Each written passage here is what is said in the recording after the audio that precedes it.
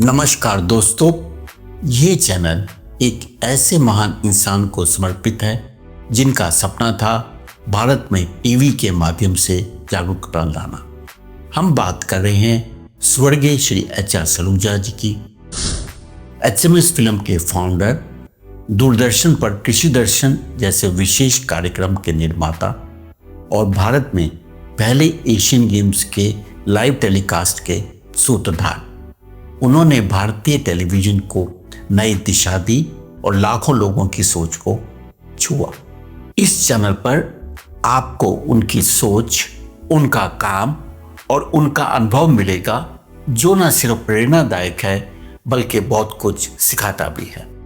The channel honors his creativity, leadership and enduring impact on TV media. We invite you to explore his work, celebrate his legacy and take away insights that broadens your perspectives. तो जुड़िए हमारे साथ एक ऐसे सफर पर जहां हर video एक नई सीख है और हर एपिसोड देता है नया ज्ञान। आपके सुझाव और फीडबैक हमारे लिए कीमती हैं। स्वागत है आपका स्वर्गीय श्री एच.आर. सलूजा जी की प्रेरणादायक दुनिया में।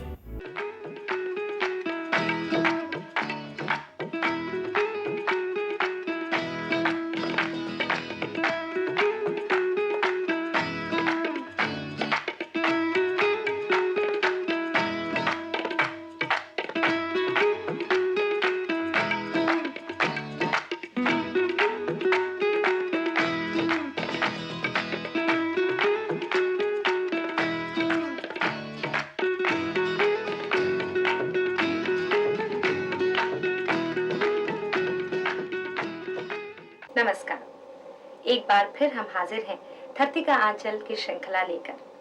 पिछली बार आपसे विदा लेते समय हमने कहा था कि विराम के बाद जब हम हाजिर होंगे तो धरती का आंचल कार्यक्रम में आपके सुझावों के मद्देनजर कुछ परिवर्तन करेंगे और इस कार्यक्रम को नया रूप भी देंगे। ये परिवर्तन अब आप शीघ्र ही देख पाएंगे ताकि उन तमाम दर्शकों के लिए, चाहे वे शहरों में रहते हों या ग्रामीण क्षेत्रों में, सबके लिए ये कार्यक्रम सूचनाप्रद और रोचक बना रहे। ग्रामीण क्षेत्र की बात चली तो हम आपको बता दें कि इस वर्ष गेहूं का रिकॉर्ड उत्पादन हुआ है, जो विशेषज्ञों के अनुमानों से भी कहीं अधिक है। किसान बड़ी मेहनत, लगन और धैर्य से फसल उगाता है और आशाएं संजोए रखता है कि उसे फसल के अच्छे दाम मिलेंगे, पर कभी कभी भाग्य उससे आंख मिचोली खेलता है और उसकी फसल आग या किसी और दुर्घटना का शिकार हो जाती है। किसान को ऐसी विपदाओं से मुक्ति दिलाने के लिए सरकार ने राष्ट्रीय कृषि बीमा योजना शुरू की, जो विधिवत रूप से 22 जून को माननीय प्रधानमंत्री ने राष्ट्र को समर्पित किया। आइए अब आपको ले चलते हैं विज्ञान भवन और दिखाते हैं आपको इस समारोह की कुछ झलकियां। सरकार ने कृषि क्षेत्र में एक नई बीमा योजना, राष्ट्रीय कृषि बीमा योजना की शुरुआत की है, जिससे देश के छोटे बड़े सभी किसान लाभान्वित हो सकते हैं। पहले इसका लाभ केवल उन्हीं किसानों को मिलता था जिन्होंने सरकारी एजेंसियों से ऋण लिए होते थे और इसकी सीमा 10,000 रुपए मात्र थी। 22 जून के इस समारोह में प्रधानमंत्री श्री अटल बिहारी वाजपेयी के अतिरिक्त अति वरिष्ठ व्यक्तियों में शामिल थे वित्त मंत्री यशवंत सिन्हा, कृषि एवं जल संसाधन मंत्री श्री सोमपाल और अन्य वरिष्ठ अधिकारी। समारोह का शुभारंभ प्रधानमंत्री ने स्वयं अपने कर कमलों द्वारा किया। साधारण बीमा निगम के अध्यक्ष श्री देवदत्त सेन गुप्ता ने प्रधानमंत्री को आश्वासन दिया कि योजना को सफल करने के लिए पूरे प्रयास किए जाएंगे। In our country, agriculture is not merely an occupation, but a way of life for vast majority of our people. The roadmap to the next millennium. Bharat में कृषि मात्र व्यवसाय ही नहीं, एक जीवन पद्धति है, संस्कृति है। आने वाली शताब्दी में हम न केवल आत्मनिर्भर होंगे, बल्कि विकास की प्रक्रिया में भी खूब आगे बढ़ेंगे।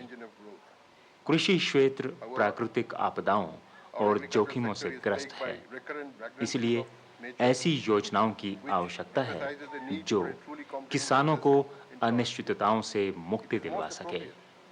The Rashtriya Krishi Bima Yojana scheme is launched by none other than the Honorable Prime Minister of this country. on behalf of the General Insurance Corporation of India, the implementing agency of the scheme, I promise to strive hard in achieving the objectives of the scheme. Thank you.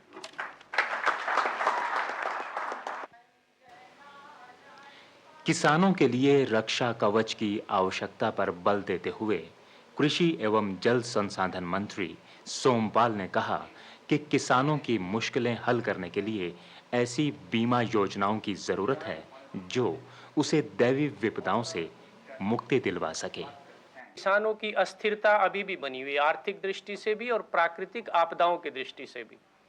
जहां तक आर्थिक सवाल है, दोनों तरह कठिनाई होती है।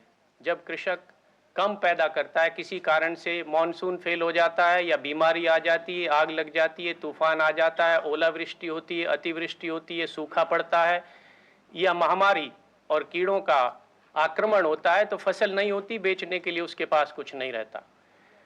और दूसरे, जब वो अधिक पैदावार कर देता है तो भाव इतने गिर जाते हैं।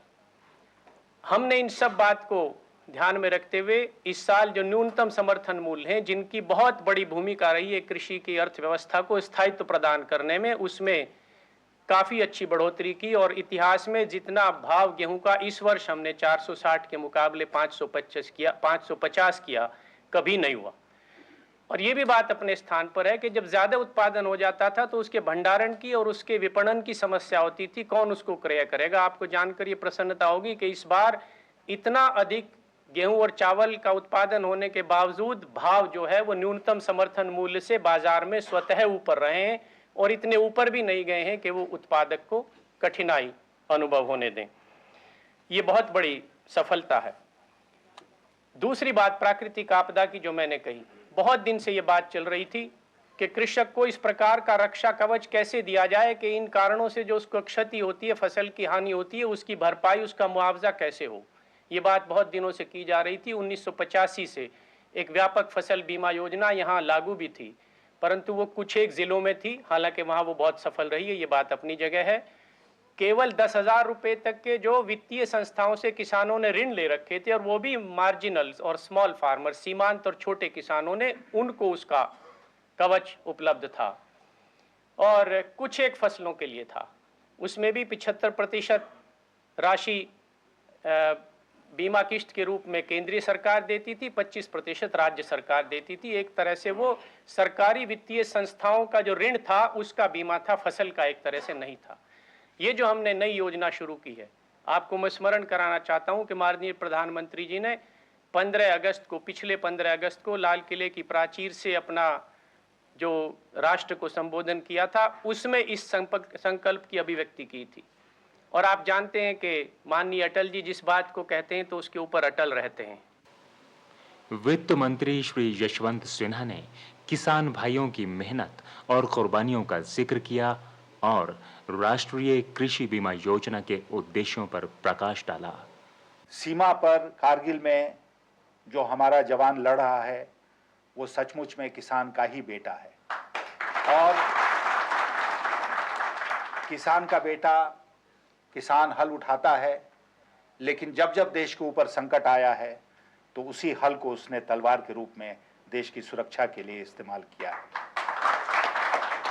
उसको संतोष होगा, उस जवान को, कि एक ऐसा काम आज के दिन हो रहा है जिससे उसका परिवार, उसकी खेती बाड़ी सुरक्षित होगी, आगे बढ़ेगी, और वह निश्चिंतता के साथ जो देश का काम कर रहा है उस काम को करने में आगे बढ़ेगा। मुझे पूरा विश्वास है कि ये जो बीमा योजना जिसकी कल्पना हम सब ने मिलकर की है, उस बीमा योजना से किसानों को अनेक प्रकार के लाभ होंगे। एक तो प्रकृति के प्रकोप से वह मुक्त होगा, उसे इस बात की चिंता नहीं रहेगी कि अगर उसकी फसल नष्ट हो जाए तो अगली फसल के लिए वो खाद, बीज और कीटनाशक दवाइयों के लिए संसाधन कहाँ से मुहैया कराएगा। दूसरी बात कि इससे एक क्रांतिकारी परिवर्तन होगा जो ग्रामीण अर्थव्यवस्था है उसमें, और वह क्रांतिकारी परिवर्तन इस माने में होगा कि जो हमारे वित्तीय संस्थान हैं जो कृषि के क्षेत्र में ऋण देते हैं, चाहे वह सहकारी बैंक हों, चाहे ग्रामीण बैंक हों, चाहे हमारे दूसरे बैंक हों, वो अब भरोसे के साथ किसानों को ऋण दे पाएंगे। उनको इस बात की चिंता नहीं होगी कि अगर किसान की फसल मारी गई तो उनका पैसा वापस कैसे आएगा। कृषि क्षेत्र में अगर समय समय पर ऋण का संकट, पैसे का संकट, संसाधन का संकट पैदा हुआ है तो इसी के चलते पैदा हुआ है, क्योंकि कहीं ना कहीं वो साइकिल रुक जाती थी, किसी न किसी वर्ष में थम जाती थी और उसके बाद एक सिलसिला टूट जाता था। वह एक बहुत बड़ी रियायत, एक बहुत बड़ा लाभ किसानों को प्राप्त हो पाएगा। और इसके साथ ही साथ इसमें हमें तनिक भी संदेह नहीं है कि हमारे जो मेहनतकश किसान हैं वह और मेहनत कर पाएंगे और जो आधुनिक कृषि है उसका लाभ उठा पाएंगे। इसको जैसा सोमपाल जी कह रहे थे, अगर हम साथ मिलाकर देखें किसान क्रेडिट कार्ड के साथ, तो किसान क्रेडिट कार्ड एक रिवॉल्विंग, एक निरंतर चलने वाली प्रक्रिया है।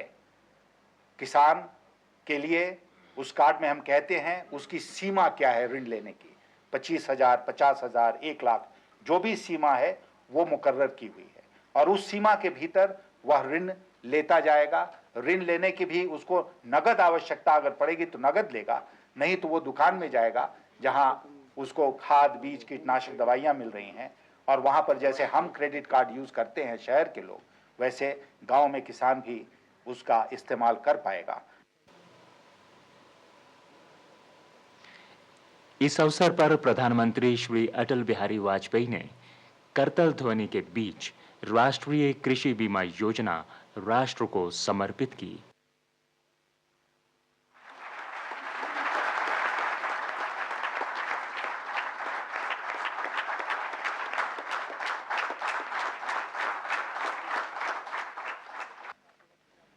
पिछले स्वतंत्रता दिवस के अवसर पर मैंने आपको वचन दिया था कि तत्कालीन कृषि बीमा योजना का विस्तार किया जाएगा, उसे व्यापक बनाया जाएगा, जिससे नए इलाकों और अन्य फसलों को भी इसमें शामिल किया जा सके। नई योजना से हम न केवल अपने कृषि क्षेत्र को आधुनिकीकरण की ओर ले जा रहे हैं, अपितु इसको देश के बैंकिंग और बीमा क्षेत्र के और करीब ला रहे हैं।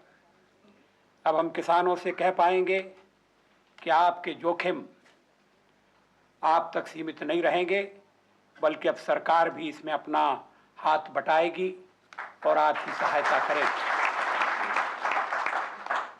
हम सभी जानते हैं कि विश्व भर में कृषि क्षेत्र जोखिम भरा है। हमारे देश में तो इसकी संभावना और भी अधिक है। हमारी अधिकतर फसलें वर्षा पर आधारित हैं, क्योंकि सिंचाई की पर्याप्त सुविधा नहीं है। हम सभी नदियों का सदुपयोग नहीं कर पा रहे हैं। नदियों का पानी समुद्र में जाता है और किसे कितना पानी मिले इस विवाद में हम उलझे रहते हैं। हमारे देश में वर्षा का मौसम लगभग 3 महीने रहता है और खेत को पानी केवल उसी समय तक मिल पाता है, बाकी खेत बिना पानी के प्यासे रह जाते हैं। इतना ही नहीं, किसानों की परिस्थितियां ऐसी हैं कि उसे समय पर पर्याप्त ऋण, बीज, खाद एवं कीटनाशक पदार्थ उपलब्ध नहीं होते हैं। 50 साल में हम इसका पूरा इंतजाम नहीं कर पाए। मार्केट फोर्सेस का भी उन्हें सामना करना पड़ता है और चूंकि उचित नहीं है तो ऐसी भी स्थिति पैदा होती है कि जबकि किसान को अधिक उत्पादन का फायदा नहीं पहुंचता है और फसल को उन्हें मजबूरन कम कीमत पर बेचना पड़ता है। व्यापक बीमा के प्रबंध से कृषकों के जीवन में कुछ स्थिरता आएगी, उसे जोखिम का सामना करने में सहायता मिलेगी, वो अपनी जमीन में ज़्यादा धन और नई टेक्नोलॉजी लगा पाएगा। बैंकों और अन्य ऋण देने वाली संस्थाओं को भी इसका फायदा मिलेगा क्योंकि उन्हें समय पर पैसा वापस मिल जाएगा। इस वर्ष हमने कृषि में 200 मिलियन टन का रिकॉर्ड उत्पादन पार कर लिया है। सोमपाल जी ने बड़े विस्तार से इसका उल्लेख किया है। गेहूं का उत्पादन तो 70 मिलियन टन से भी अधिक है, जो कि अब तक का सबसे अधिक है। लेकिन उन उपलब्धियों के साथ साथ हमारे किसान को कुछ कठिनाइयां भी हैं। कुछ का ब्यौरा मैंने पहले दिया है। पिछले साल हमने आंध्र प्रदेश, कर्नाटक, महाराष्ट्र और कुछ हद तक पंजाब के किसानों को भी आत्महत्या करते हुए देखा। इन घटनाओं से ये बात साबित हो जाती है कि जब तक व्यापक बीमा योजना अस्तित्व में नहीं आएगी और सफलतापूर्वक उसका कार्यान्वित नहीं होगा, तब तक किसान ऐसे कदम उठाने को मजबूर होंगे। सरकार में मेरे सहयोगियों ने और मैंने ये संकल्प लिया है कि हम जल्दी से जल्दी एक ऐसी योजना को नया रूप देंगे जिसका अधिक से अधिक लाभ किसान उठा पाएं। आज हम राष्ट्रीय कृषि बीमा योजना को देश को समर्पित कर रहे हैं।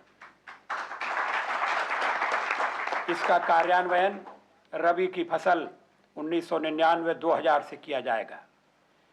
यह खाद्यान्न और तिलहन के कृषकों के लिए तो है ही, इसके अलावा यह वाणिज्यिक और बागवानी के उत्पादनों के लिए भी है।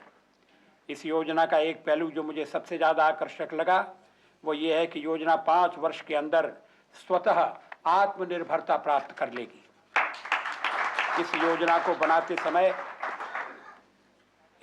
को बनाते समय देश के उन भागों को भी ध्यान में रखा गया है जहां कृषि के विकास में काफ़ी कार्य हो चुका है और उनको भी जो अभी काफ़ी पिछड़े हुए हैं।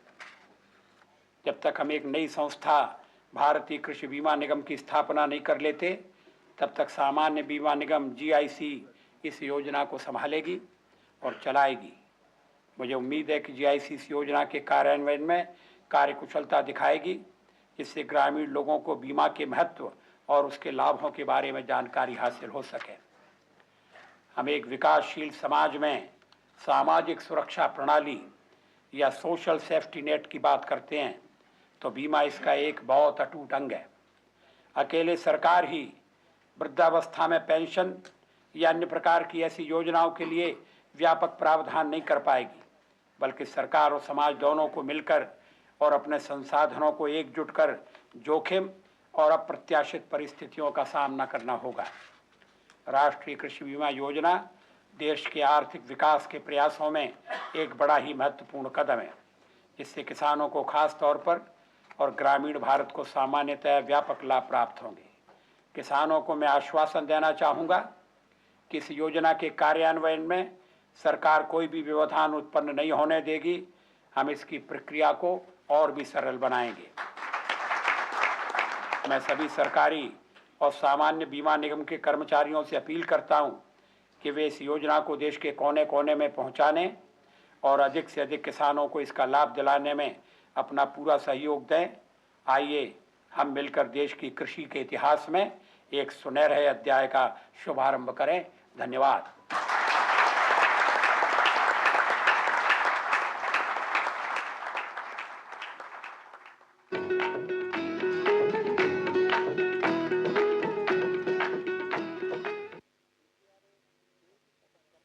पीसीआरए तेल की खपत कम करने के लिए किसानों में जागरूकता पैदा करती है कि उनके जो इक्विपमेंट हैं, जैसे कि ट्रैक्टर है, इरिगेशन पंप है, उसका रखरखाव कैसे ठीक ढंग से किया जाए। स्पेशली ट्रैक्टर का, जिसमें कि डीजल की खपत काफ़ी मात्रा में होती है, अगर उसकी मेंटेनेंस ठीक तरह से नहीं की जाए तो पीसीआरए अपने टिप्स जो देती है, कंजर्वेशन के टिप्स देती है, उसके द्वारा वो उनको समझाती है कि अच्छी तरह ट्रैक्टर की रखवाली करने से, जैसे कि उसके ट्यूनिंग करने से, उसके फ़िल्टर को साफ़ करने से और उसके सर्विसिंग ठीक टाइम पे करवाने से तेल की खपत कम होती है। और दूसरा, उनके जो इरिगेशन सिस्टम है जो कि एनर्जी एफिशिएंट नहीं होते, तो पीसीआरए ऐसे अपने एनर्जी एफिशिएंट ISI सिस्टम को डिमॉन्स्ट्रेट करती है किसानों के सामने, ताकि वो उस सिस्टम को अपने खेतों में लगा सकें, जिससे कि उनको सही मात्रा में पानी मिल सके और साथ ही साथ तेल की खपत कम हो सके। तो ये हमारी जो स्कीम है ये पूरे भारतवर्ष में चल रही है और हम इसमें किसानों को किसान मेला के थ्रू, डिफरेंट वर्कशॉप्स के थ्रू और एग्जीबिशन के थ्रू हम किसानों तक अपनी स्कीम को पहुंचाते हैं।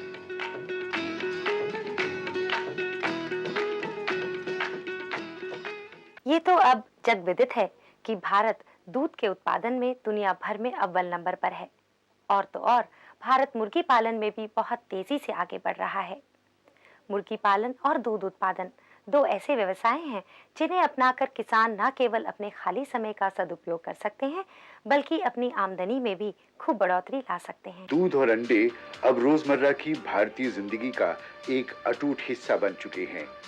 इसलिए पशुपालन को बढ़ावा देने के मकसद से इस क्षेत्र में काफी बड़े स्तर पर अनुसंधान चल रही है। इसके फलस्वरूप संकर नस्ल के अच्छे पशु तैयार करने में महत्वपूर्ण कामयाबी हासिल हुई है। इसके लिए कृत्रिम गर्भाधान और क्रॉस ब्रीडिंग जैसी आधुनिक विधियां अपनाई जा रही हैं। नेशनल डेयरी रिसर्च इंस्टीट्यूट के एम्ब्रियो बायोटेक्नोलॉजी केंद्र ने गायों और भैंसों के लिए भ्रूण विकास के नवीनतम उपायों को अपनाने में सफलता प्राप्त की है। इस नई तकनीक से एक ही पशु से एक वर्ष में कई बच्चे पैदा किए जा सकते हैं। केवल 2 दशक पहले तक दूध की कमी और उसका आसानी से न मिल पाना एक आम बात थी, लेकिन आज स्थिति पूरी तरह बदल चुकी है।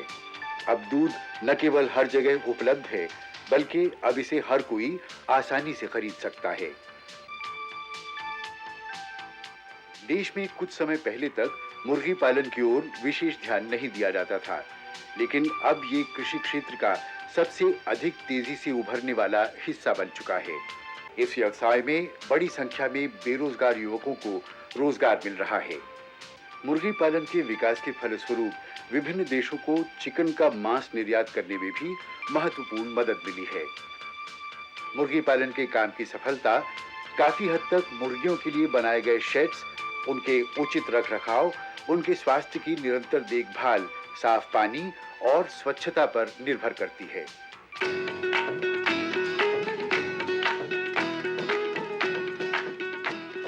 हाल ही में हरियाणा अंबाला में वित्त मंत्री श्री यशवंत सिन्हा ने साधारण बीमा के विस्तार के लिए और 3 राज्यों हिमाचल प्रदेश, हरियाणा और जम्मू कश्मीर में साधारण बीमा को जन जन तक पहुंचाने के लिए न केवल एक नए परिसर का उद्घाटन किया बल्कि लोगों का आह्वान किया कि वे जनहित की इन योजनाओं का पूरा लाभ उठाएं।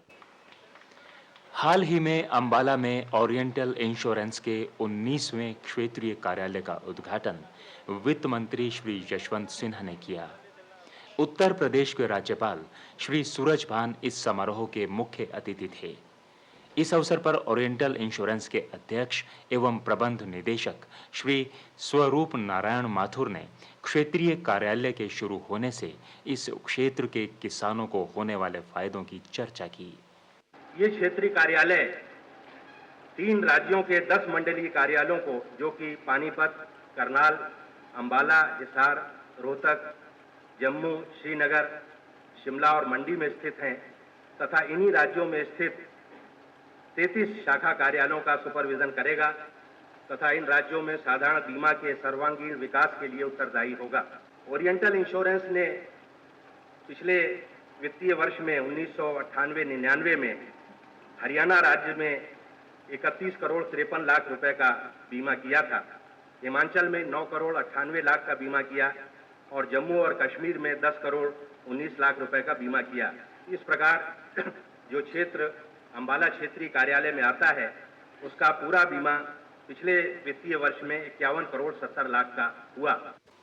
साधारण बीमा निगम के अध्यक्ष देवदत्त सेन गुप्ता ने भी इस अवसर पर अपने विचार व्यक्त किए। That in the days to come, we must try and be as close to our customers as possible. Opening of the regional office of Oriental is indeed a right step towards this direction. That the customer satisfaction and surplus generation for the company, resulting in profit generation for the shareholders, is indeed an integral part of the business organization. वित्त मंत्री श्री यशवंत सिन्हा ने साधारण बीमा के महत्व पर प्रकाश डालते हुए इस दिशा में ओरिएंटल इंश्योरेंस के प्रयासों की सराहना की। इस क्षेत्र के विकास में हम एक और कड़ी जोड़ रहे हैं, क्योंकि क्षेत्र के विकास के लिए आधारभूत ढांचे का विकसित होना, इंफ्रास्ट्रक्चर का विकसित होना बहुत आवश्यक है। और इंफ्रास्ट्रक्चर में आज के दिन केवल हम सड़क, रेल और हवाई जहाज को ही नहीं जोड़ते हैं। आधारभूत ढांचे में जो वित्तीय क्षेत्र के आधारभूत ढांचे हैं, उनका एक बहुत बड़ा योगदान होता है, उनकी एक बहुत बड़ी महत्वपूर्ण भूमिका होती है। और इसीलिए आज यहाँ पर जो क्षेत्रीय कार्यालय खुल रहा है, खुल गया ओरिएंटल बीमा कंपनी का, तो मुझे पूरा विश्वास है कि माथुर साहब ने यहाँ के पदाधिकारियों और कर्मचारियों के साथ मिलकर जो बातचीत करी है और आगे के लिए जो उन्होंने विकास का रास्ता तय किया है, उस पर चलकर वह इस पूरे क्षेत्र के विकास में एक महत्वपूर्ण योगदान करेंगे।